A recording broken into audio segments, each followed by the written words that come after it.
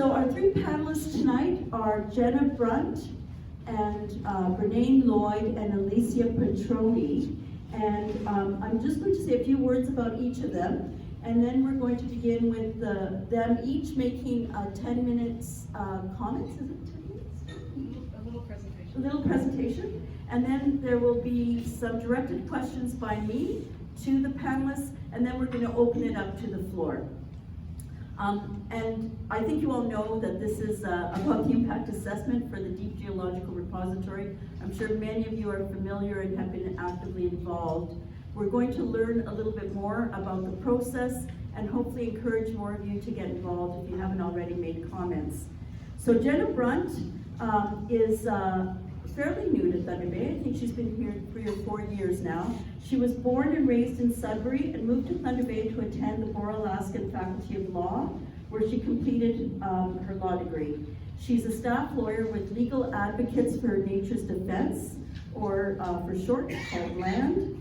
And LAND is an environmental law nonprofit committed to advancing access to justice in Northern Ontario and to protect nature and Indigenous rights.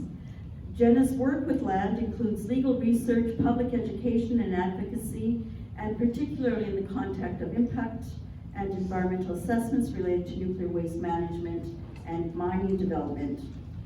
LAND, we're very fortunate to have LAND representing Environment North in the current impact assessment, and we're absolutely thrilled to have Jenna assisting us in preparing our submission and to have her here tonight. Brennain Lloyd is from North Bay, and many of you probably know Brennain. Brennain is a force to be reckoned with. She has been involved in the nuclear waste issue for 30 plus years. She's a community organizer and public interest researcher and writer on energy, environment, and natural resource issues.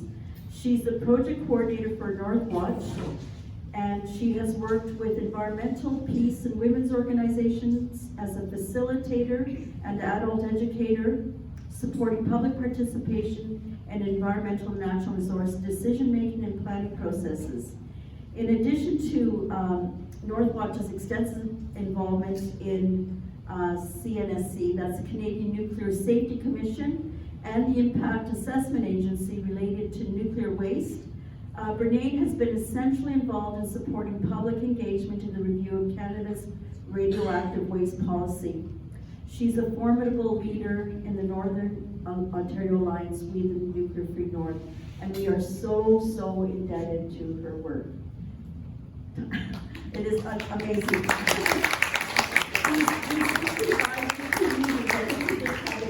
200 meetings, was it?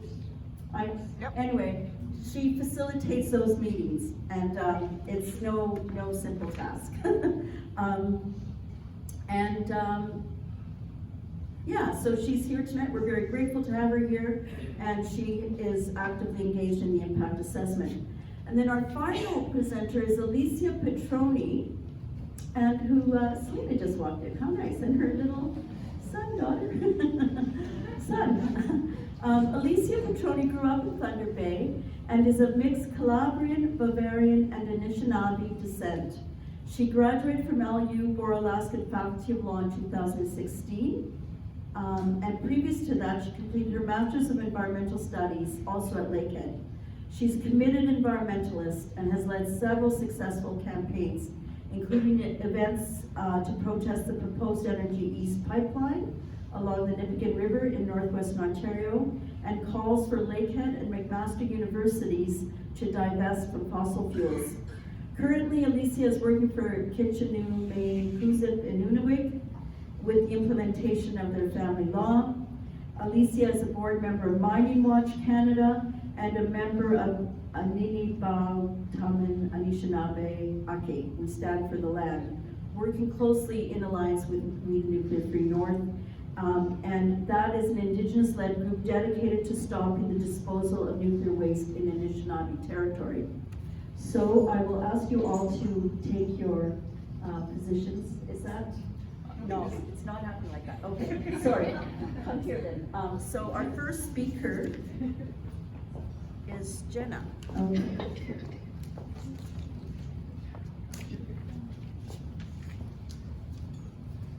Oh my goodness, hello everybody. I'm just gonna kind of get organized slightly. Wait, let's see if this works.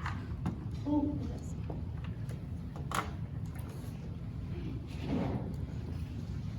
Hello.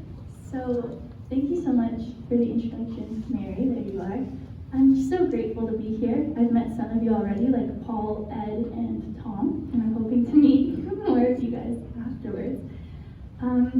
So yeah, my name is Jenna. I am a staff lawyer for Legal Advocates for Nature's Defense, or LAND. Maybe this is the time to switch it. Yeah. So LAND is an environmental law nonprofit based out of Northern Ontario, and we believe that to protect nature, environmental and Indigenous rights, we have to advance access to justice. So this means ensuring that everybody has a say and that their voice is heard in decision-making processes. We're really grateful to be working with Environment North throughout the impact assessment process on the proposed, we're going to call it the nuclear fuel waste dump. And it's just been incredibly great working together. I think we've learned so much from each other, and we're really just trying to figure out the best approach to balance legal strategy, but also the lived experience of the board members on Environment North. So, yeah, so I've been asked to present on the proposed DGR, or the nuclear fuel waste dump, and public participation opportunities throughout the process. So, for some, this might be a refresher. For others, this might be the first time navigating or learning about the impact assessment process. So I'm going to just go over briefly what the federal impact assessment is. I want to start this presentation on a positive note, and that is addressing that a federal impact assessment is being conducted on the nuclear fuel waste dump. That is a huge win. It wasn't guaranteed, and yeah, definitely. I checked this morning and there were 945 comments on this project. That's massive. And I know LAND, we had like a template letter that a lot of people signed on. We had over 1,000 people sign on to it and write personalized messages, and we're hoping to do that for the comment period that's open right now, and I'll get to that. But yeah, we just gotta keep this momentum going because that's a good thing. There's a lot of good stuff going. So, yes. A federal impact assessment. So an impact assessment is a process that's governed by the Impact Assessment Act.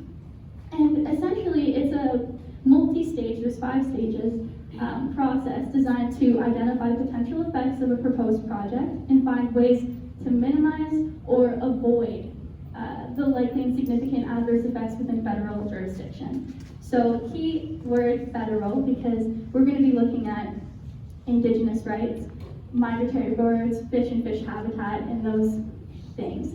Now, I'm gonna grab this instead. What's important is that throughout the impact assessment process, there are factors that have to be considered under section 22. And this considers public participation in your comments and input. It considers cumulative effects. It considers the purpose and the need for the project. And so, since it guides all of this, these factors are key to draw on when you are considering or making comments on the project. So like I said, there's 5 phases, and we are currently in the first one, which is the planning phase. So this phase was initiated back in January when the NWMO submitted their initial project description. Some of you may have actually posted comments on it, and it was just after that where the impact assessment was designated, and a review panel was also designated.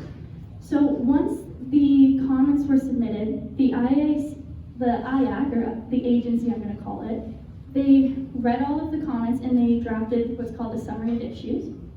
And then the NWMO responded to the summary of issues, and then the agency submitted or posted the draft tailored impact statement guidelines. And so the public comment period closes on May 10th, and so I really do urge you all to submit comments. Like I said, LAND are trying to draft another template letter and a sign-on letter because we understand it can be onerous and some people don't have a lot of time to submit it. So you can subscribe to our newsletters and kind of keep an eye out for when that comes if you wanted to sign in. So the planning phase, it ends when the agency publishes what's called the notice of commencement and then the final tailored impact statement guidelines. And I was told at a public information session last week that we could expect this around July 4. And I'm going to defer to Brennain to talk about, what the tailored impact statement guidelines are and what to comment on, because these guidelines influence the impact statement, which is the second phase. Now, the impact statement, it will come with a comment period. I think the comment is only on the summary, but that doesn't stop you from commenting on the actual assessment itself. Now, this process is 3 years long, so there's still some time, but this is where the NWMO is going to conduct all kinds of field studies, technical studies, in alignment with the draft tailored impact statement guidelines that are posted. And once that is done, and the IAC is satisfied that all of the requisite studies have been conducted, then they will post a notice and then it'll go into the impact assessment phase. I wrote here draft terms of reference for the review panel. So like I mentioned, this process is going to be before a review panel, which is a really key opportunity for you to submit written and oral submissions. But there will be a comment period on the draft terms of reference, which will kind of guide the scope of this review panel.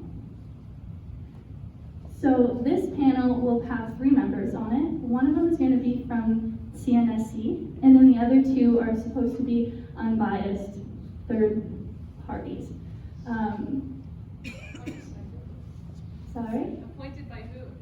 I think it's did they say the agency? It's the agency on behalf of the minister. Yeah. If you didn't hear that, the agency on behalf of the ministers who's going to designate the other 2. But they're supposed to, they are supposed to be biased and impartial. I don't really have much else to say on that, but yeah, it's still a good thing to have though. It's better than just the agency making the decision, which would be the alternative. So,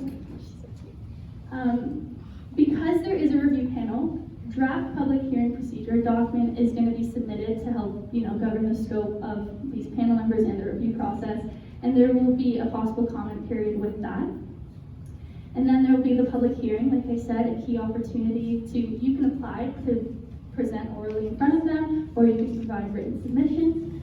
And then when all is said and done, and the record is complete, then they are going to release the panel a final impact assessment report, and there might be possible conditions if the project were deemed to proceed, and those conditions might be subject to a comment period as well. So phase 4 is the decision-making phase. It's 90 days long.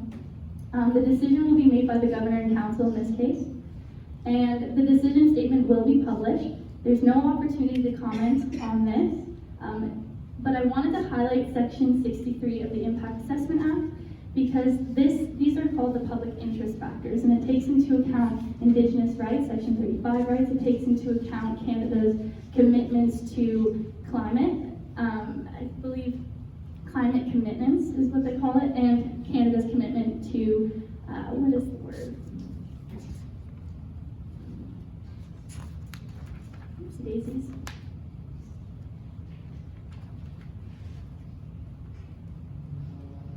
See, I thought I could wing it without the paper, but I think it's in a box. I remember where I put it. You'll probably forget words. Fair enough. Oh yes, sustainability. How could I forget that word? So I just wanted to bring this to your attention because if you are submitting comments or to the agency, these are important factors that you can kind of bring in. And then the final phase, and hopefully we don't have to get here, is the post-decision phase. And this is where there will be follow-up and monitoring by the CNSC and the agency. If there's any potential amendments to the decision statement, there'll be comments on that. But it's important to note, again, at any time in the process, you can submit comments to the registry, and they will review it at the next comment period. But otherwise, if it were to proceed, which hopefully it does not, you can if the proponent failed to meet any of the conditions required. Now, just to end this off, I just wanted to highlight, what environmental justice is again, and it really is the right to participate and the right to know. And this is really what's going to influence, because all of the comments that are submitted will be before the review panel. And so the review panel won't be able to make a full and informed decision if it's not all brought to their attention. And so it sucks that it's on us, but it is, to submit these comments and make sure that it is a full and comprehensive assessment. I also wanted to just show this toolkit, IAA 101. It was created by Carrie Blaze, who is phenomenal. She's the founder of LAND, some members of SELA and other organizations. They drafted this, and it's really helpful to understand the process and when these opportunities occur and what you can talk about during the different phases of the process. So I just want to thank you for having me here, and I'm just very grateful.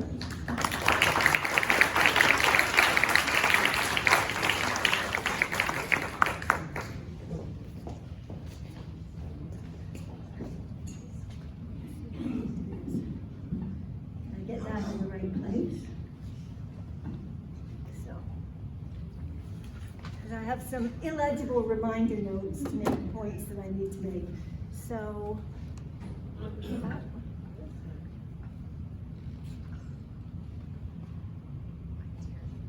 do want to do it. You make it go.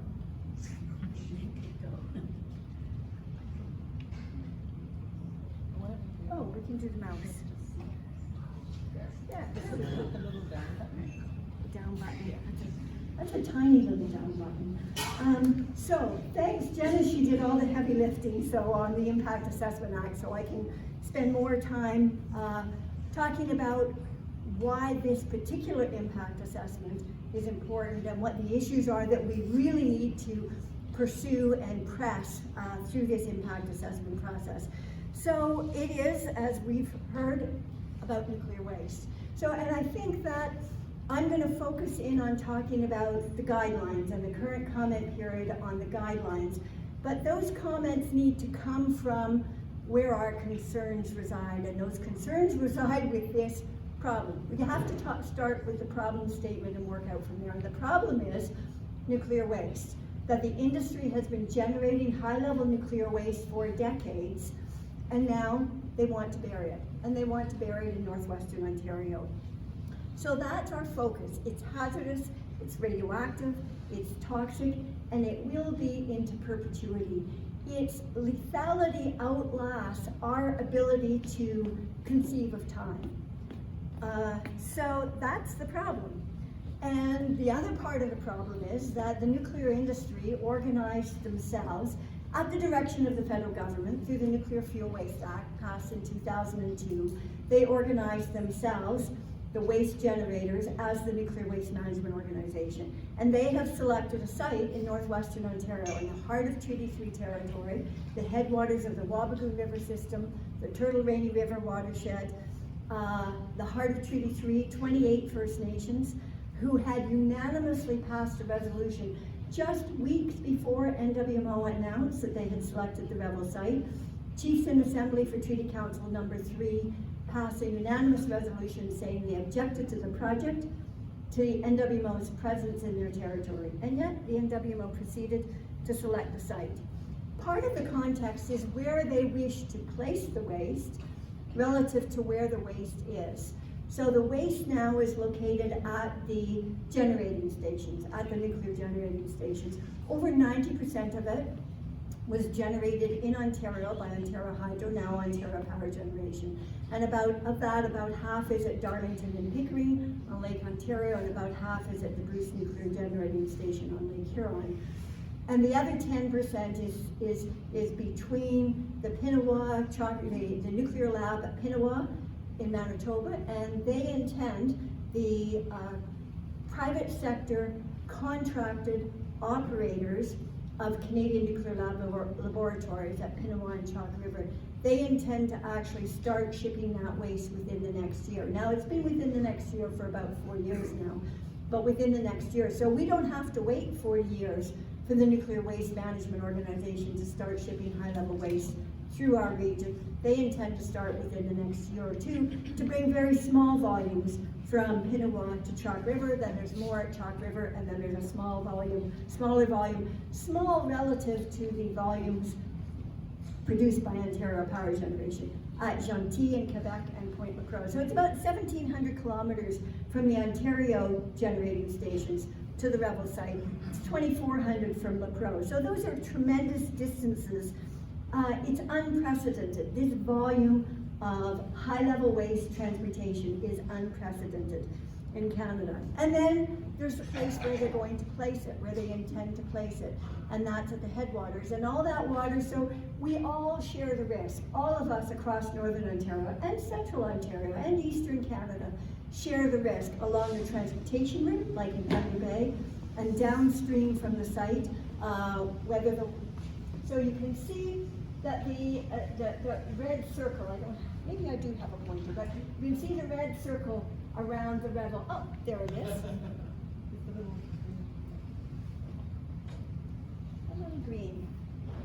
There we go. So that's the Rebel site there.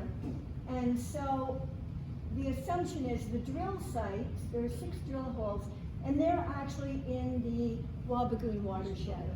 So that, water releases intentionally radioactive contaminated water, intentionally released to surface waters, or unintentionally released through migration from the repository over decades or centuries or millennia. That is expected to travel the Wabigoon system into the Winnipeg River and Lake Winnipeg. But this is the Rainy River, Turtle Rainy River down into Lake Woods, and it joins up again.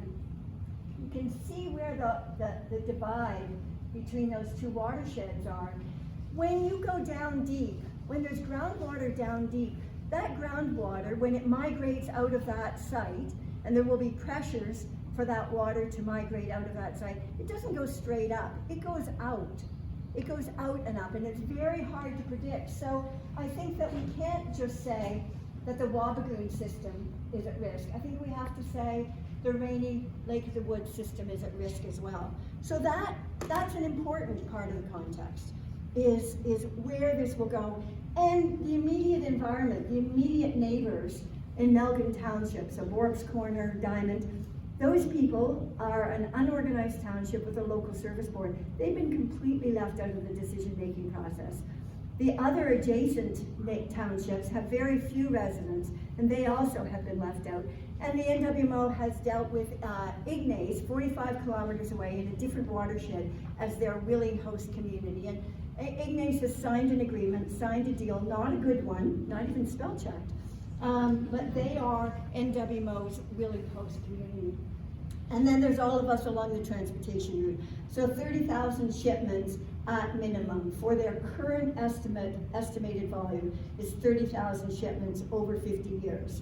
So we are all at risk. There's risks even under what they call normal operations. If everything goes really well, we'll still get a dose as those trucks go by. And when those trucks stand still because of traffic, weather, accidents, construction, we'll get a bigger dose. So dose is, or exposure is, dose is how much is coming off that radioactive object, how far away you are, and how long you're in proximity. Dose, distance, duration. And so of course, so they've tried to build these transportation packages, untested, undocumented, the specifications, but they've tried to build them with shielding to keep as much of the radiation in as possible.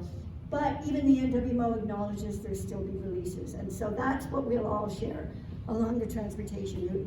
So NWMO's project, we're still in context for our comments on the guidelines. NWMO's project, it's got 4 major steps, the way we describe the project. So the first is extraction. Waste has been in wet storage, then dry storage at the reactor station. All kinds of things for us to be concerned about as people on the potential receiving end, because that dry storage has been, the condition of the fuel bundles has been unmonitored. We don't know the condition, and CNSC said something which Canadian Nuclear Safety Commission said something in a hearing for Pickering relicensing years ago, which I'll never forget. They said, fuel defects are are a precursor to dose. That means if the fuel bundle's damaged, it's going to give off more radioactivity. And so we don't know the condition of the waste in that dry storage container. So we don't know how much, how far it is off of what they expect it to be in terms of its integrity. Also at the extraction stage, we should be concerned because years ago it was an either or. They could either transfer the fuel waste into a final container at the reactor station and ship it to their selected site. They've been after this idea since 1977, so they've had lots of different versions of it. But they would repackage it at the reactor station, which means only handling it once, and then it arrives at the Deep Geological Repository and it's placed underground. Not a good idea, but that was the idea. Now they're going to transfer it into a transportation container at the reactor station and then bring it to the repository site and transfer it again. And every time you transfer it, you handle it, there's releases, there's contamination. So that's why what happens at the extraction stage matters to us, because it determines whether we're going to get that. Oh, what did I just do? Just flip through a bunch of things. Oh, now you've seen everything, I can stop talking.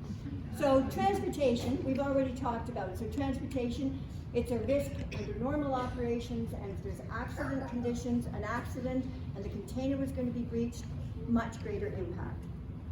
And when we get to the guidelines, we'll talk about how NWMO announced last August, after talking about transportation as part of their project for 20 years, last August they said, oh, but it's not going to be in the impact assessment.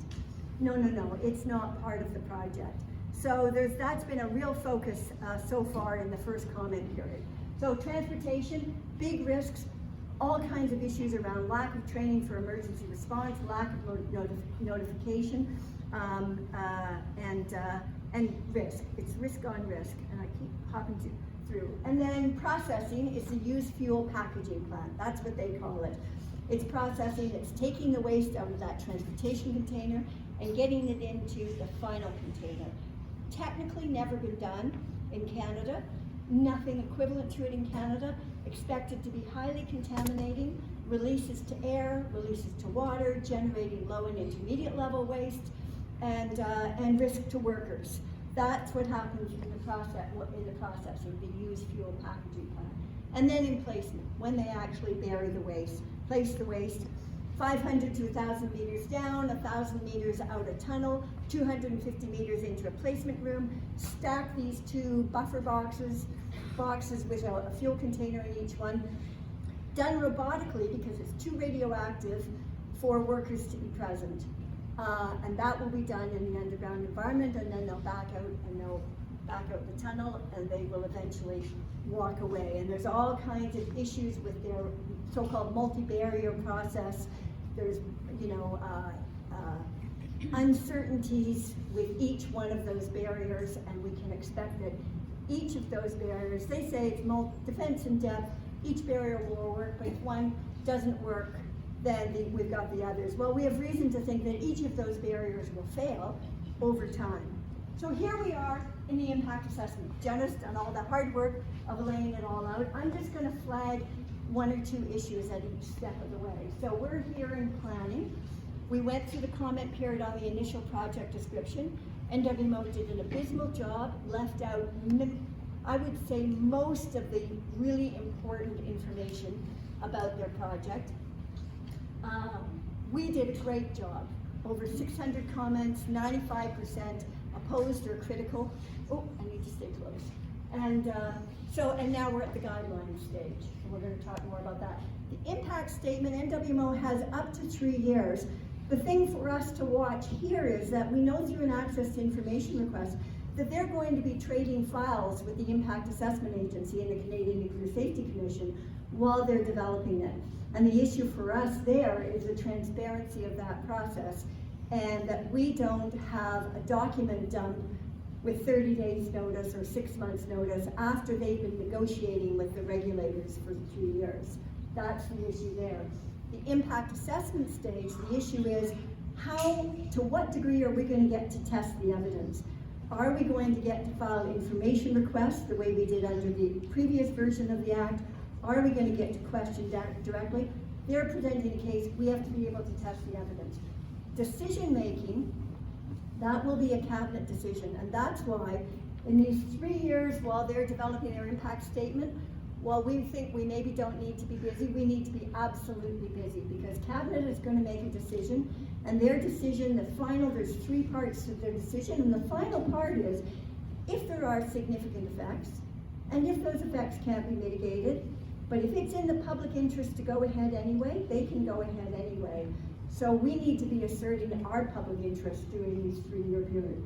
And then post-decision, the issues are that then everything gets handed over to the Canadian Nuclear Safety Commission for licensing. And what we have to be on guard for through the impact assessment process is that the big long-term safety issues are dealt with in the impact assessment process, not punted off to the operating license several years down the road. So, we did a great job commenting on the initial project description. We flagged 3 key issues. That the project be designated for a full hearing. Seems like that should have been an obvious, but it wasn't. Full assessment and a public hearing. Include long distance transportation and consider alternatives, which is required by the Act. So this is our very general assessment of how well the guidelines hold up against that huge volume of key issues that the public expressed over and over and over and over again. So they did designate it for a full hearing, a full assessment and a public hearing. That's good. Should have been a given, but that's good. Long distance transportation, they did this odd split where they say that the local transportation, basically between Ignis and Dryden and the turnoffs on the highway, and the access roads are part of the impact assessment, but for long distance, they have to update their 2021 preliminary transportation plans, which is a thin, not very detailed document. I mean, it does identify that there are 3 different containers, that they're supposed to be subject to safety tests, that there should be an emergency response. So it flags the issues, but it doesn't discuss them, it doesn't describe them, it doesn't provide the information needed to actually assess the project and its risks. So half full, half empty, hard to say. Then a complete fail on considering alternatives to the Deep Geological Repository. They said, oh, the NWMO did that in 2005 and put it in a report to the federal government, so they don't need to do it again, which is not what the Act requires. The Act requires an assessment. So overall, it really lacks specificity. I can never say that word. Specificity. And it's really ambiguous in its application of the United Nations Declaration of the Rights of Indigenous People. And it's really unclear what level of detail they'll require NWMO to provide on all the different aspects of their project. This is a huge project. Huge project. We have an issues list, which I hope we'll get on the website by Sunday night. There's a long list of issues. There's, real detail is required on so many different components of their project. It's not clear from the draft guidelines that they're going to require that. So we have the draft guidelines. We have a 30-day comment period. There's also a public engagement and an Indigenous engagement and partnership plan, which are also worth commenting on, because that's going to set out what our participation rights are through the rest of the process. And your comments on the draft guideline are really important. It's really important that we get as many people as possible commenting on as many issues. And you don't need to comment on everything. Choose 1 or 2 or 3 things. So this is just a very general approach. This is an idea for how you can approach it. If you commented on the initial project description, go back to that. What were the issues you raised? And then follow those issues in your review of the draft guidelines. If you didn't comment, that's okay, other people did. So go look on the website, or just read an NWMO document and see what is it that doesn't sit right with you about that. Follow that, and then I would recommend that you start, they've got it looks like it's 8 pages, it's really only 4 pages, a summary. Start with the summary, you'll get a general flavor of the, of the task in front of you. Then go to the other, if you've got the time, go to the more detailed guidelines and look for 1 or 2 or 3 or 10 or 20 issues. However many you want to pursue, fine to pursue one. It's fine to pursue more. And you can also comment more than once. So you can pick an issue, trace it to the guidelines, make your comment. Set it aside, go for a walk, come back, pick another one. Trace it through the guidelines, make a comment. Or you can do it all as one.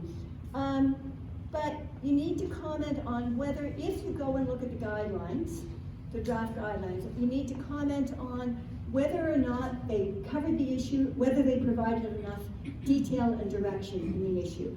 Because almost certainly the NWMO is going to try to go on the light side in terms of the information they provide, and we need the guidelines to be very detailed and very directive. So this is my first cut. Sunday morning we'll be going over this, and I'll find out what our collective first cut is on the 5 key issues. But this is my top 5 for the day.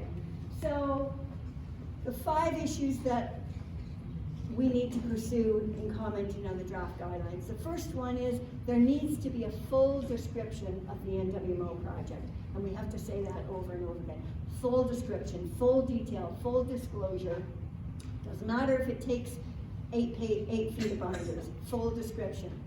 The alternative to the project must be examined, and the alternative we talk about most is continued on-site storage, not status quo, more secure, more robust, but as close to the site as technically possible, which Darlington and Bruce are both really big sites. Lapro's a big site, Pickering a bit more challenging, but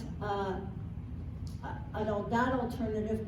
And our lawyers are Canadian Environmental Law Association, and they're going to be focusing in particular on that issue. And they hope to have their submission ready for the very early May, so we can all look at it and then rely on it and borrow from it. Then long distance transportation, full stop has to be in. Not an update to the 2021 preliminary transportation plan. Full stop, they have to describe transportation, and that includes the containers, container design, the container testing, the route selection, the notification, the alternate routes, the emergency response, the training for emergency responders, for first responders, which right now I'll say is abysmal. Long-term safety. So here's a real risk, is that the CNSC, Canadian Nuclear Safety Commission, and the NWMO, they will attempt to persuade the hearing panel to leave the long-term safety questions till later, till they get 3 licenses down, and that can't happen. We have to have the long-term safety case argued out where we can test the evidence in this hearing. And then, this is a general comment, but this needs to be an assessment process, not an approval process. And we need to be looking to the process to avoid impacts, not mitigate impacts.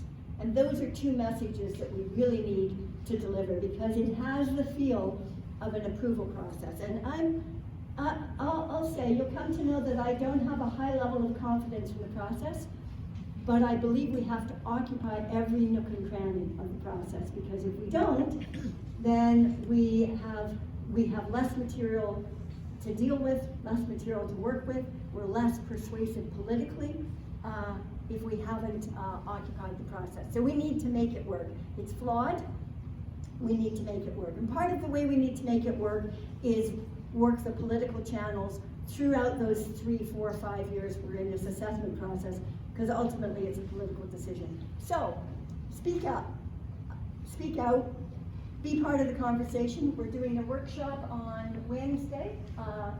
If this is Wednesday, I must be in Thunder Bay. Wednesday, April 29th at the Unitarian Fellowship.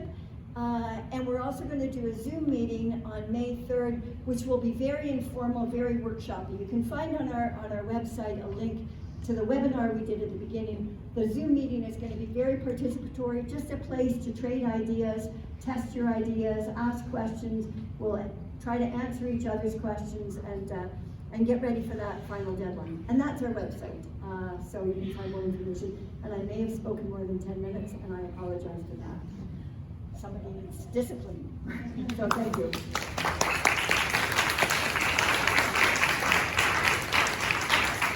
Thank you, Amy. Just take a few seconds to set up for the sketch.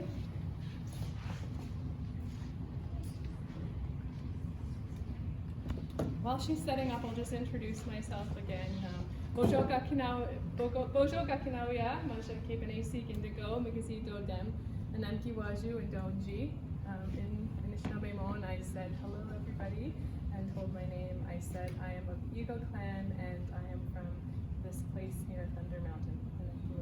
Can't hear you. You can't hear me? Okay, I have to speak into the microphone. I thought I was loud enough. I also have my daughter here to the right of me, Rosalie, and I'm happy my family came. My husband, my son Jackson, my mom Selena, some of you might know in the room. Also, just wanted, as a local, I wanted to tell my grandparents' name in case you might know them. You know, my father was Alfred Petrone, my grandparents was Louisa and Luigi Petrone. On my mother's side, I have Selma McCoy and Joseph Reitberger. Anyone? My mom, and grateful to have my mom here today as well. Small text that I have to so I just wanted to say I'm honored to be here at Environment North AGM. I've been following this organization. I was a member for 1 year, board member for when you were down in the basement of the credit union. But I'm 50 years of advocacy, so I'm just, I have so much respect and admiration for all the advocacy that you guys have done throughout the year and how you're on the point and on the pulse of all these issues and staying on top of it. It gives me great comfort, and so I'm just grateful to be here. When Graham asked me, I could not say no, so I made sure I was here to share what some of the work that I've been doing as a part of a group called, I'll start with Anishinaabe lesson. So we're gonna do, if I say a word, it's Niniibawtamin, everyone's gonna stand up, so we're gonna make this interactive. And then when I say Namatabin, you sit down, okay? So we'll start off with Niniibawtamin. Namatabin. Niniibawtamin. Namatabin. So Anishinaabe, I think everyone knows that word, and Aki is the land. So that was the name of a group I founded with others in 2023. So this is a picture here taken at Wabagoon Lake Powwow. Well, this is my son there. He was 3 and he's 6 now. So yeah, 3 years ago. And my husband is a powwow vendor there, and we set up and we brought our trailer, we bought our lawn signs, and we were very promptly asked to remove them, telling us that powwows are not a political place, which is untrue, but we respected that request. But yeah, so we are an Indigenous-led collective of activists who are opposed to the transportation of burial nuclear waste on Anishinaabe Aki. We are made up of Indigenous activists, settlers, artists, filmmakers, lawyers, university professors, and we have members from Robinson, Superior Robinson, or Treaty 3 and Treaty 9. Has anyone been on Wabagoon Lake in the room? Just for context, you could take a boat from the shores of Wabagoon Lake on the reserve there, and it's about a 45-minute boat ride. You pass by Dryden, and you also can arrive at Eagle Lake. So they're literally on the same lake. So when I talk about divide and conquer, it's so close about who's been able to participate and who's been shut out and silenced. So I've been asked to speak about some of Niniibawtamin's work. We have published articles in the Hill Time, Canadian Dimension, and most recently The Conversation. That was authored by Warren Brenauer and Larissa Speak, both university professors who are part of our group. The Conversation piece got a lot of traction. The main focus was all First Nations along the transportation route and who were impacted need to give the consent to this project. We have supported First Nations to pass resolutions, so starting as early as years ago, working with Fort William First Nation, working with Red Rock Indian Band, getting this on their chief and council meetings, getting them to pass resolutions.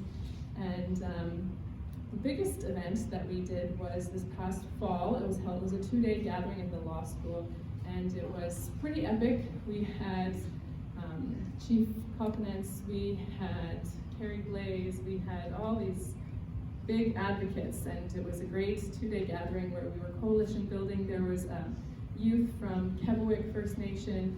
It was a really great time to be amongst like-minded people, just like I am tonight. I'm grateful to just be in a room with people who also love the land and water and this planet and are passionate about keeping it safe and clean. And so I'm just always grateful to be in spaces with like-minded people. We are also helping Fort William First Nation through the impact assessment process, providing comments for the initial project description. Marissa last week did a great interview on the CBC. I don't know if anyone was up early enough to hear it, but she did a great job on that. Attend rallies, and the next one is tentatively for June 6th, so we'll keep that, save the date. Also recently, something we participated in is a campaign after we heard that Lakehead accepted a gift from the NWMO, which we think is a poor decision on Lakehead's behalf, because what they're doing is they're raising the status of the NWMO in the community. It was over 200,000 super fancy, state-of-the-art microscope. So we told them to give it back or pay NWMO for the money they took. And we sent a letter saying, this is contrary to your strategic plans for these reasons, goes against the truth and reconciliation. They're always praising themselves for being leaders of truth and reconciliations and being a good advocate. They also want to put out there that they're climate leaders. I was working on the fossil fuel divestment campaign, where they actually agreed to divest their portfolios of any fossil fuel holdings, which was great. So on one hand, they're doing this, but on the other hand, they're also taking money from the NWO. I'd love to read the letter that we wrote, but I don't have time. I can send it to anyone who wants to see it. But today we did receive a response, which was a little disappointing. Thank you for your letter and taking time to share your comments, concerns. The funding you reference is a research capacity through the acquisition of specialization instruments and is administered by the research grant. It does not represent an endorsement of any specific project, blah, blah, blah. If you want to meet, we'll be happy to meet with you. Sincerely, Dr. Langus Roy, Office of the Vice President of Research Innovation. So we just received that today, so I think we need to up this, our efforts in this campaign, and maybe go a little more public and go to the media perhaps, hold rallies on at Lakehead. Even though the students have gone home, there's some summer students still about. We also assisted Fort William with their submissions on the initial project description. The main points that we raised, or encouraged Fort William to raise, were that the initial project description put out by the NWMO is misleading portrayal of consent and societal license. While the initial project description makes no mention of Indigenous opposition to the NWMO, the opposition is widespread. I like to Warren's expression. It's like there's a sea of opposition. Basically, there's only one community that agrees, and that's because they were paid millions of dollars. So we also raised that there are unresolved territorial disputes regarding the DGR site, which undermine the assumption that the site selection process has achieved legitimacy. The assessment process should be put on hold until the Eagle Lake First Nation's judicial review is complete. So have you heard about the judicial review that Eagle Lake has challenged and has started? So now we have Eagle Lake on one side and Wabagoon who's on the other side, so they are now on opposing sides of the same legislations. And these communities used to be one community. There's cousins and relatives, and so it's caused a lot of conflict and turmoil between families who share the same lake and relatives. We also raised that a failure to include transportation would artificially scope the project in a way that undermines the integrity of the assessment process, and we raised that it is paramount that the IAAC and responsible ministers ensure the project does not proceed without the consent of all First Nations. And what we're proposing to submit in the next phase, which is due May 10th, on the submissions of the draft tailored guidelines and the draft Indigenous engagement plan. These are all big sentences. We are suggesting that the Indigenous engagement plan must expand to include transportation affected communities. There needs to be additional analysis regarding alternatives, as we heard from Brennain, and there needs to be additional details regarding the transportation of nuclear waste. So we want more details. As also Brennain said, we just get a little bit of information on their plan. We also suggest that the Indigenous engagement and partnership plan, which only identifies 6 communities with medium to high likelihood of potential impacts. So the IAAC raised Eagle Lake, Lac de Malac, Lac Sul, MNO, Region 1, Seine River, and Wabigoon. So this is a clear divide and tactic. You know, they don't name any community along the transportation route. This list is inadequate and also excludes Ojibwe Nation of Saugeen despite their efforts to assert jurisdiction in terms of traditional territory and proximity to the site. Also, we want to raise that the Crown has a duty to consult and accommodate before permitting the transportation of nuclear waste. This duty must be interpreted in light of UNDRIP, which requires states to obtain the consent of Indigenous people before storing and disposing hazardous waste on their territories. Moreover, Article 29 specifically states that Indigenous communities need to be protected from environmental risk to lands associated with hazardous waste. Consent must also be sought before transporting hazardous waste through territories. So the other topic Graham asked me to speak on was Indigenous-led impact assessments. This is a lesser part of my presentation because I've never actually participated one directly. I have, as a board member of Mining Watch Canada, we had our AGM in BC near Kamloops, and we got to visit the Shakwetlam Nation, and we heard directly about them, about how they initiated their impact assessment and how they were successful in using that tool to stop an open pit mine called the Ajax mine. So I was like, wow, this is a great new tool, but I've never myself participated in one. So it can be used strategically. Warren Bernauer has extensive research and expertise in this area, and he has mentioned an impact assessment which he was somehow involved in, where in Nunavut there was a co-management. So it wasn't Indigenous led, but there was partnership with the Indigenous community in Nunavut, where they used an impact assessment as a tool to increase the moratorium on offshore drilling to 10 years. So there's ways that it could be used positively, but the Indigenous-led impact assessment can also be used to further divide and conquer. So for example, when Wabigoon passed their vote, which has been morphed into saying they consent to the project, when in fact they haven't actually consented to the project, they consented that they will proceed and they will do an in-depth environmental and technical assessment to determine a suitable site.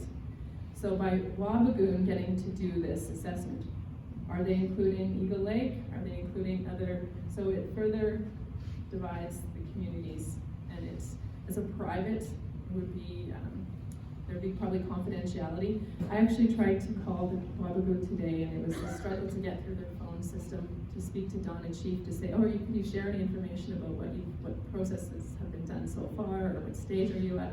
But I couldn't get through to anyone, but I'm sure it would be private anyway. So another case where these Indigenous impact assessments have been used in a divide and conquer manner are the Martin Falls and Webequie. They each did impact assessments and approved it. This is recent history. This is March of this year. February this year, but their assessment was limited to the access road and not the Eagle Nest, the Ring of Fire mine, the first mine itself. But it also excludes other communities such as Nishnandiga, who has been very vocal in its opposition to the Ring of Fire. So then Nishnandiga then tries to reach out to the feds to do an assessment, and it was turned down. And part of the reason there isn't a requirement to do an impact assessment is part of Bill C5, which had a line in there that says it doesn't need to be done anymore. So that's another consequence of those bills. So I think I'm getting close to my, I'm about 15, I'm way over. So if this comes up in my question, I'll talk about Kevlar a little bit more. So thank you.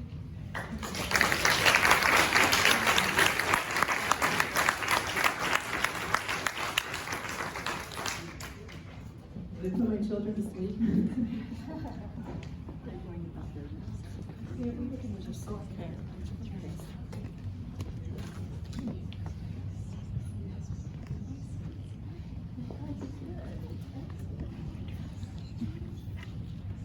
So I'm going to ask a few questions of the panelists now, and then we're going to open it up to the floor. And the first question that I have is for all three of them to comment on how they keep going as environmentalists, how they stay resilient, find inspiration, and maintain hope. So maybe, right there. Answer the question by your presence. Jenna, do you want to start?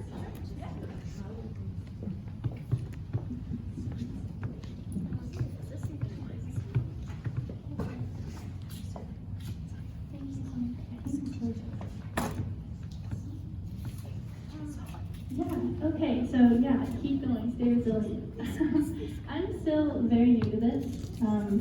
I was just called to bar last October, but I'm still learning what resilience looks like in practice. From what I've seen, people stay in this field because it's just so deeply rooted in community. And being, like Elysia said, being surrounded by like-minded people who are committed and thoughtful and just compassionate and people such as yourselves, I think that really helps kind of stay motivated. Since becoming an environmental lawyer, I have been told to shift my perception of what success looks like, because there's no such thing as, oh, yeah, we beat industry, like that. That doesn't happen. And so our wins are very much incremental. So UNDRIP, for example, and then being domesticated into Canadian law through UNDA, and the Canadian Net Zero Emissions Accountability Act. Like little things like that, those are small wins, and so that gives me hope and it pushes me in the right direction. And so resiliency, it really means that we have to stay in it for the long game. And also it helps being surrounded by people with such long-term commitment, such as these amazing panelists, and Kirsten, and Dodie, and Mary, and Graham, and everyone in here. So I think that's what motivates me and inspires me. I was going to say the same thing, just your resilience, and you've been fighting the same nuclear attempt to store it in Northwestern Ontario since the 70s, so you guys have been here for the long term, so that gives me hope. Not that I don't want my daughter to also have to be fighting this, so I guess that's my motivation, because I don't want her to have to keep this fight going. And we're all going to sound a little bit the same, but I will say, what keeps me going is a room filling up. Seeing this room fill up, that keeps me going. Right now, I'm not quite halfway through about a 15 event tour, and it is just inspiring to see people fill the room, and the questions they ask, and the comments they make, and to watch the learning curve. Like, we're just regular folk. We don't have nuclear power in Northern Ontario, and you watch the learning curve people go through, and you see the savvy that they bring to the work. It's very inspiring. So that's what keeps us going. And then when we get 600 different comments filed in a 30-day comment period, and again, that's 600 different people and organizations, and they've all gone through a learning curve, and it's outside all of our regular day-to-day life. And that's pretty inspiring. Brennain, this question is for you. What motivates panel members' involvement in opposition to the Deep Geological Repository and the impact in the impact assessment process? Because it's wrong. It's wrong. It's a wrong project. And I was actually trained up in the late 80s by people in northeastern Ontario who'd worked against Atomic Energy of Canada Limited's earlier forays. Graham and others in the Northwest had worked in the same struggle. And they trained me up and they said, this is how it is. This is what they're wanting to do. These are the dirty tricks they play. And then we went through another round, and then we went through another round, and then another round, and now we're in this round, and it's still just as wrong. The idea is still as unsupported by science, and it's still the industry's push to get a green light to produce more waste. That's what this is about. I think it was in about 1978. Stanley, I wasn't around at the time, I was off hitchhiking in Europe, but I was told that he said nuclear waste is the industry's biggest public relations problem. And now you look at an ad that the NWMO is running that says, we don't have a nuclear waste problem, we have a nuclear waste solution. And that's just wrong, and that really motivates me. And that makes me want to say to all of you, we have to occupy this process because it's wrong. The project's wrong, it's an injustice, it can't happen.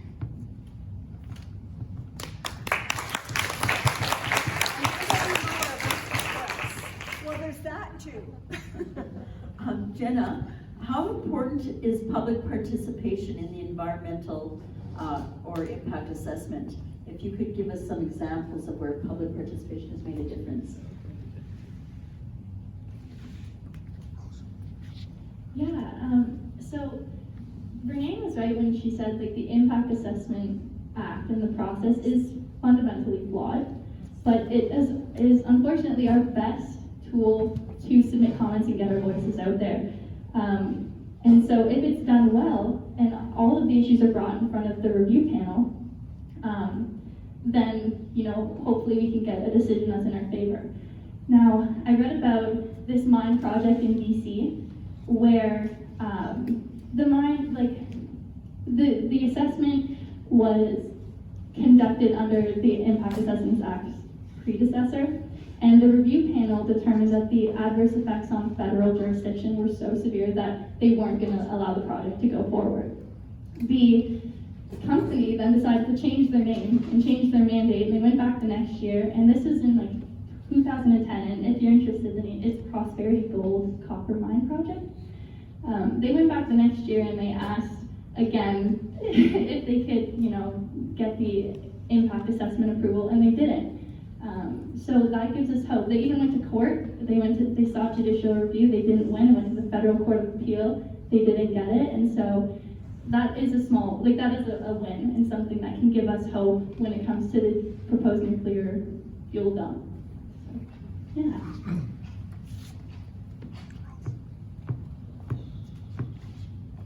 Elysia, can you comment a little bit more on UNDRIP and whether there is a clear recognition of the right to free, prior, and informed consent? The Kebbewick decision, which has been mentioned a few times, is viewed as a success because it is saying that in these type of assessments, like the one we're participating in, is that the UNDRIP, the free, prior, and informed consent, does have to be considered, and so that's a success, as that wasn't in any decision before. It is currently being appealed. So we're going to be following that and see where it goes.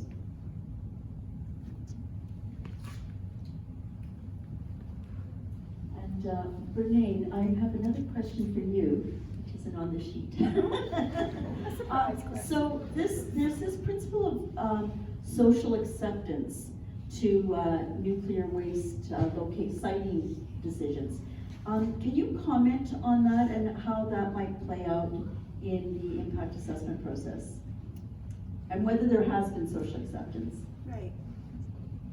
So NWMO has said, since they launched their siting process in 2010, that they would only proceed with an informed and willing host community. That's what they said. In a couple of dialogue sessions, they called them, 2008, 2009, when they were developing it, they were floating a similar idea. And the feedback they got, and it wasn't just from environmental groups, there were academics, I think it was the chair of the Ontario's Environmental Review Tribunal, said, you need to define what you mean by community and how you're gonna make that a determination of willingness. We had an example in northeastern Ontario of Toronto trying to send its garbage to an unorganized township, Boston Township, and surrounding municipalities offering to be willing hosts and take money from Toronto. Boston was opposed. The municipalities around were willing to take the money. And that the Environmental Review Tribunal chair said, for example, could you have a community offering up an area outside its boundaries? And NWMO said, no. No, you can only speak for your own community. But they did not commit to making that definition of community or of how they would determine willingness. And then they launched their siting process, and they trundled along, and they got 22 communities to say they were interested in learning about their $16 to $24 billion national infrastructure project and how it could economically benefit the municipality. That was the line. And then they identified candidate areas, and not one of those areas overlapped the territory, the boundaries of the municipality that had dragged the area into the process. So they completely went against their own statements about defining community. They, on the question of informed, a community can't be informed about a project when the project hasn't been described. And NWMO has not described their project. We've got a report from 2021 that comes as close as they go, and it's got 11 pages with lots of diagrams describing the used fuel packaging plant, which is going to be a major source of contamination into the local area. So, and there's, a dozen examples of that. So a community can't be informed. And I have to say, Ignace is the community who stayed in the process the longest, not to be disrespectful, but they seem particularly ill-informed. And we've got lots of examples of that. And then the mayor, they go off on a junket and they come back. They go off on a junket to Finland and they come back and they tell me that nuclear waste is already in the repository, when it very clearly is not, because they were only in the early stages of the licensing process. So really not informed. And then they held an online poll to ask people if they supported continuing in the NWMO's process. And they allowed 16 and 17-year-olds to vote, where NWMO had access to them in the school for their entire school life. And people said, majority said, yeah, we think we should continue in the NWMO process. And at the same time, NWMO had been going around town and saying, this is just an early decision. We're very early. The big decisions will come years down the road. So they said yes, because they'd already got $12 million, and in the agreement that the town was prepared to sign, they had millions more coming. So we don't have an informed and willing host. We don't have a process that includes the impacted communities. The transportation route communities are excluded. The downstream communities are excluded. The closest communities are excluded. So they don't have what would be called a social license. And the last round, ACL's concept, the panel said it had failed because it didn't have, it had failed technically and socially. And NWMO's whole siting process was to try to scoot around that, and I think they failed. And I think we need to be saying over and over again, they failed. Unfortunately, in the impact assessment, even though it considers social factors for the project, the agency said 2 days ago in a meeting I was at in Diamond that the siting process would not be part of the impact assessment. So we're gonna have to really work about how we get, if we can't talk about the citing process, but the citing process got us to the situation we're in now, where we have to clearly demonstrate that there is not social acceptance as a way of bringing that site selection process, very flawed site selection process, into the assessment. So we're gonna have to do it kind of through a back door. Thank you. And Jenna, can you comment on the role of legal advocacy? Clearly, the type of work that you do in this arena is different than other types of law. Can you talk about how your role in the impact assessment of the DGR? Yeah, absolutely. So as a legal advocate, we're here to make sure that your rights are upheld, and we're also here to defend those rights, and also make sure that decision makers are held accountable. It plays an important role in making sure that the impact assessment process is lawful and transparent. We want to make sure that there is compliance with the law, that there's compliance with the Section 22 factors, there's compliance with the Section 63 factors, there's compliance with our international obligations such as UNDRIP and the Kunming Biodiversity Framework and the Paris Agreement.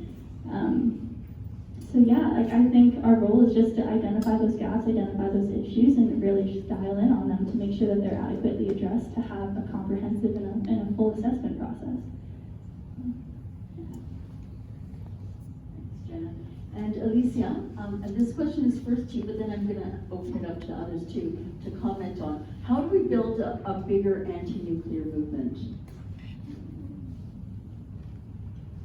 I think public education, having rallies, having different events that people can come to.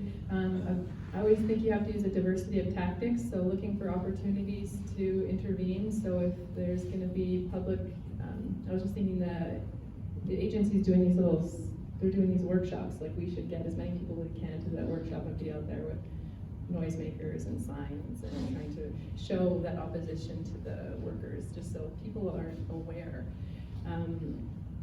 Other opportunities, yeah, as long as we go through those stages.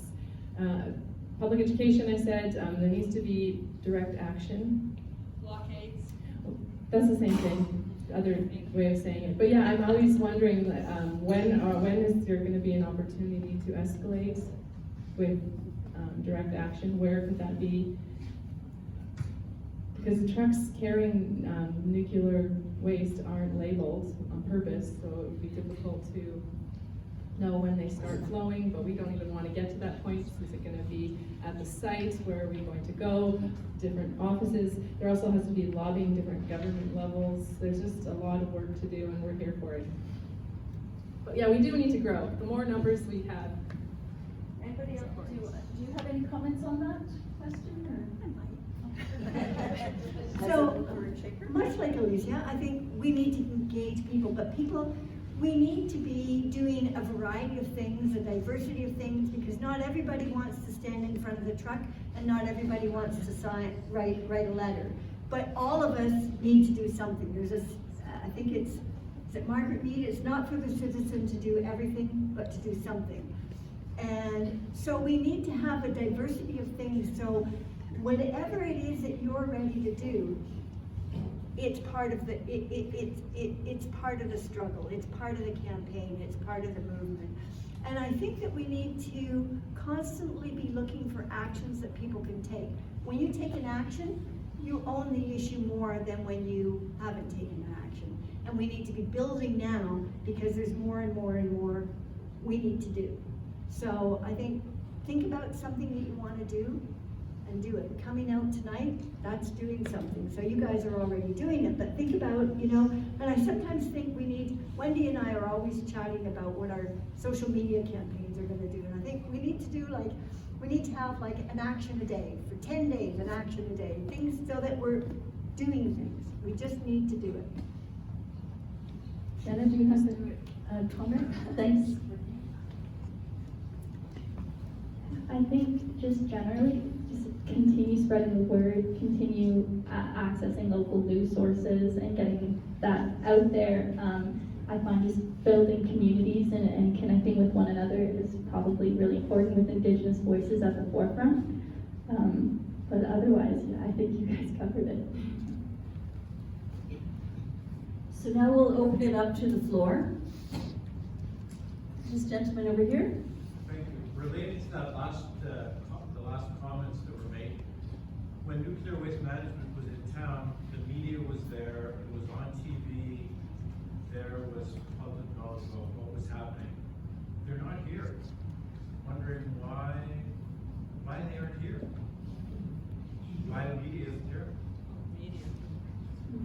They were here last year, and they have come out to many of our events, but I don't know why.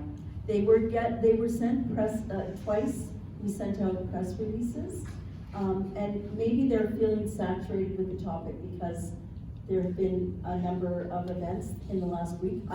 And anybody else have thoughts on why they might not be here? They were at the NOMA conference, for example. APTN was videotaping Dodie. Yeah, and they were at the IAC public meeting last week. Thank you. I think we just need to keep putting the word out, approaching. I would say, and others in the region might have a better sense of it, but it seems to me in the Northwest, we're doing better than we are, certainly nationally. It's very hard to get coverage. And I think the coverage has really increased in the Northwest, and I think it's because people are building relationships with the reporters. But I think we just need to keep putting it out. But there's a real challenge to getting through to the national media and to the national political set, and we just need to keep doing it. Steve? Yeah, I have a question around the impact assessment process, and in terms of, is it valid to use kind of personal experience in the process? You know, one example, I'm an advocate for injured and disabled workers, and in 1980, I was at the Workers' Compensation Hospital in Toronto, and when my roommate was a guy that worked at Chalk River. And his job was to go around with a Geiger counter, and they would bury nuclear waste here and here and here and here, and he would like have a little machine and kind of check out what the readings are. Well, he was at the hospital because his legs had turned brown, and his bones had become so brittle that they were breaking all the time. His employer said, "It's got nothing to do. It's got nothing to do with your job." Now that's 46 years ago, but continuing on that same vein, you know, we've got staff that work in hospitals and X-ray departments who get cancer. And their employers say, no, it's got nothing to do with that, go away. You know, so this whole idea is like, it's based on trust, where, you know, we're supposed to believe that they're, you know, doing the best job they can, and they're trying, I'm sure they're trying. But, you know, these personal experiences make me kind of wonder, are you really kind of looking after all of us? And in our case, it's the workers. Yeah. The workers that are being exposed and are in jeopardy. So is that valid? Can you do that in an assessment process? You can, and I encourage people when they're writing a letter, writing a comment, start by establishing what's your relationship to the issue. You have a relationship to the issue. I live close to the train track. I live by the transportation route. I have a cousin who lives in downstream. Establish your relationship with the issue, then talk about that issue. And I think, Steve, for you, you've got that's a relationship you have with the issue. You have experience in, knowing workers who were impacted that way and were dismissed, and apply that to this situation. Because I encourage people to do that now in commenting to the agency, but when we get before the hearing panel, even more so, or when you go before the Canadian Nuclear Safety Commission, establish you have a relationship with that issue, you have a relationship with those potential impacts, and you have, that makes you an expert, because you know your experience. So I think it's absolutely legitimate, and I encourage people to do it. I think Paul had his hand up and then Amir.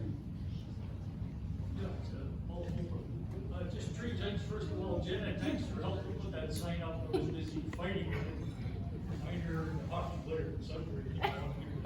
Sorry, Peter, you lost your job. Elysia, I guess a good initiative on challenging the university. And if you go back to them, can you ask just how much and how many programs the NWO is funding? They certainly would target the geology department. I talk with you about that. And I guess third for Brennain and maybe all of you, they're trying to leave obviously transportation out of this whole impact study. Is how do we get it back in the study? The first thing we do to get it back in is we make that a focus for our comments on these guidelines. And it must be, long distance transportation must be included. And then list whatever it is about transportation interests you or concerns you, identify that. And I think that that has to be part of the impact assessment. You know, if it isn't, then when we get to the next step, we'll try a different way to get it in. We will be talking about transportation in the hearing.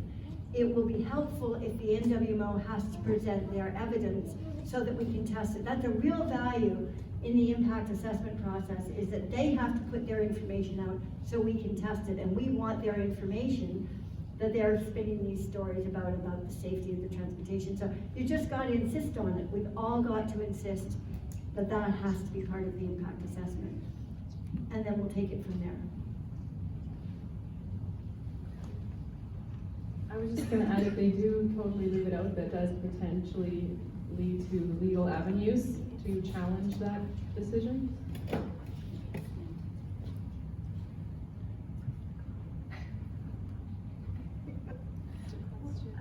The question was about transportation, or I think it's, yeah, how do we get that in?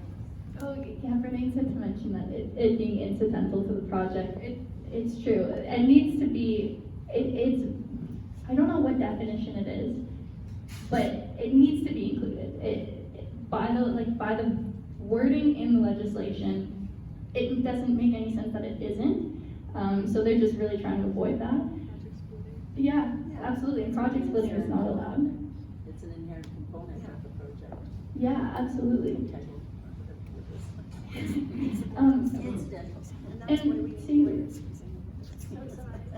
And also to tie it back to, what is your name? Yeah. Steve. Hi, Steve. I'll remember that. To tie it back to what Steve said too, I know if it does proceed, like land is interested in potentially judicially reviewing, and I think SELA is as well. A lot of different environmental law firms are, and that would include transportation. That would include making sure that was in the rationale. And in terms of the personal element to your submissions, I know with my submission with Environment North, we did affidavits, we commissioned affidavits where they gave their history and with nuclear waste and why it's so important to them. And the reason we do that is to build that record and build that foundation for if this project does proceed to help us, in court against the NWMO. So yeah, I just wanted to throw that in there. Amir? I was just wondering, one issue I haven't heard about is the trucks being stopped and material being stolen. I drive along the way for whatever reason. People have various reasons to possibly take some material. Has that been covered? It hasn't been covered. So there was very little to none about security overall. And the other thing that usually travels with that in impact assessments is the potential for what's called malevolent acts. So those are acts of terrorism, sabotage, and so on. And we think of it as external sabotage, but it can also be internal sabotage. And that was not in the impacts of the initial project description, and it's not in the guidelines. And I don't know, Jenna, if you know if that's because of a change in the act. Under Canadian Environmental Assessment Act, which we did the last set of hearings under, malevolent acts we're absolutely part of the discussion, and there's nothing in it. And I think it's really important, so if you talk about, make comments, that's missing from the guidelines. And so malevolence acts, security risk, sabotage, hijacking, all of those things that you're creating, you know, while the waste is at the reactor station, it's in a protected environment. And they actually have, not that I'm keen on this idea, but they have like a SWAT team. They have armed patrols. When that waste is out on that road, are we going to have, I mean, all they said was that there will be an escort, and initially in a 2014 document, it turned out that that escort was Buddy in the other seat. And then they said, oh, there will be an escort car, but it's still not, because we don't have transportation description except this, you know, preliminary transportation framework, we don't really know what their plan is, but I think it's another big missing piece out of first the initial project description and now the guidelines, so absolutely focus on that. That's a great thing to raise. Ed, well, we're gonna take 2 more questions, so Ed and then Pete. It seems to me that the basic problem is who we vote into public office. I would say this is definitely a democracy problem. Can you repeat the question? It was a comment. Do you want to say it again? It seems to me the basic problem is who we vote into public office. Did everybody hear that? So the problem is who we vote into public office is the problem. Does anyone want to comment? That is a problem, It is the problem. but it's not the only problem. There's a more fundamental system problem, because government after government follows the nuclear lobby and gets schooled by the nuclear advocates within their own government. So we've had liberal, conservative, and NDP governments. It was the NDP government in that wonderful 1990 to 1995 period when we had an NDP government in Ontario, which had been definitely opposed to nuclear power before they were elected. It was the NDP government that flipped the switch and turned the last reactor on at Darlington. So there's something happens in government after a party is elected. There's just such momentum within the bureaucracy, and there's such a powerful lobby. And the lobby isn't just, you know, so who runs the reactors? Ontario Power Generation and New Brunswick Power. Those are the only ones. It's not them, it's all the consulting firms and engineering firms and the lobby groups. The lobby groups like Canadian Nuclear Association and Canadian Nuclear Society are funded by the federal government to then lobby the federal government for more nuclear power. So there's a deep systemic problem, and it is, we do need a democratic response to it, but we almost need to have a full-time campaign working at, you know, somebody working in every party, every riding association to get things ready for when that government, that party takes power. Because right now, they're all doing the same thing. How does the military industry play into that? So Mary asked, how does the military industry play into that? Well, I think that we should be concerned about the increased profile that the current federal government is bringing to defense spending and defense contracts. And there's a conference coming up in a couple of months' time about how to bring more defense contracts to Sudbury. And the links between the rare earth elements and critical minerals and the military industrial complex is big. And so, but I don't know if we should be thinking about that right now, because we need to think about nuclear waste. But it's all part of the same, dysfunction. But I think it's a bigger problem than just which party gets elected. It's the party policy and the control of the bureaucracy. Did either of you want to comment on that? I totally agree, and thanks for raising that question. I was just going to raise the democracy problem at the Wabigoon Lake level. which just irks me. Their population is just over 12,000, with 200 living on the reserve around that. So there's a large percentage of people who live closer to where the impact site is going to be, and the rest of those reserves are in Winnipeg, Thunder Bay, Minnesota, everywhere else, very far from the site, but they are getting a chance because they've been inundated by the NWMO with their propaganda and their bribes and accepting of money that Going to the casino. it's outrageous what's happened, but just that what happens at that local level. For the people who live on site who are opposed, because I do know people who live there who are frustrated with the governance at their chief and council level. And our final question from Pete.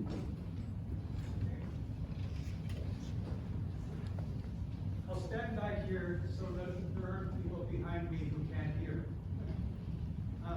We were talking about how do we increase our impact, our voice? How do we raise numbers of people?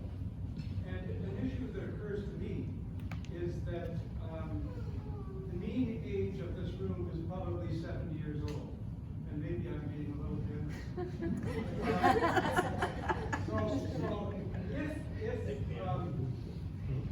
I'm really happy that you, Jenna, are here, that Elysia are here, and the kids. They're bringing it way down.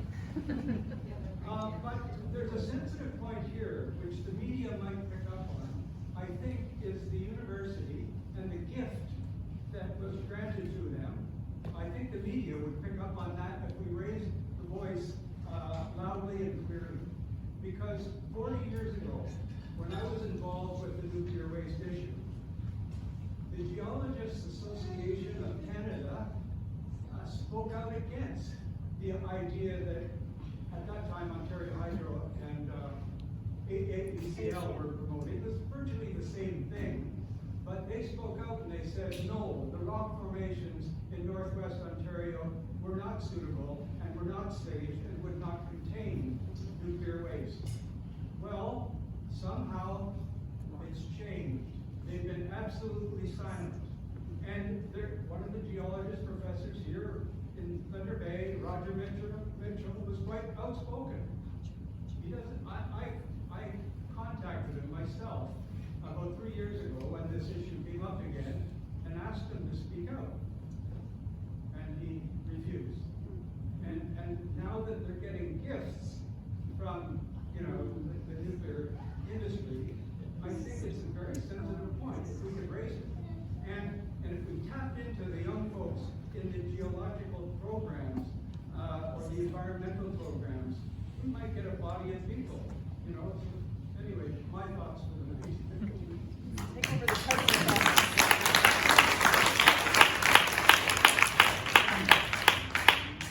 So I think that wraps up. Oh, you want? Sorry. No, I just want to wrap it up. I just want to close with the last paragraph that we sent to the university. And I think, we're going to keep pushing them. If we have to occupy the president's office, we should just go all there together. So in the last paragraph to the letter to the president, we said, nuclear energy can no longer be greenwashed. It needs to be phased out. High-level nuclear waste must be kept with rolling stewardship near where it was created, not sent thousands of kilometers to be dumped on Indigenous land. Lakehead must live its value in solidarity with First Nations of the region who are protecting the sacred lands from becoming a sacrifice zone. With the web of life on life support, every decision matters.